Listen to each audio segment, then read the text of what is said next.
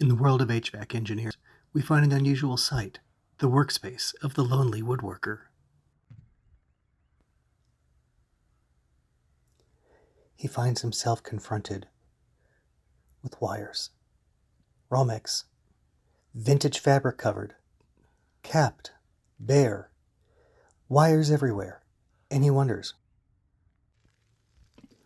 Unable to find his power tools, he has to resort to hand tools. Hand tools that require extra effort in this unforgiving space, otherwise known as an attic.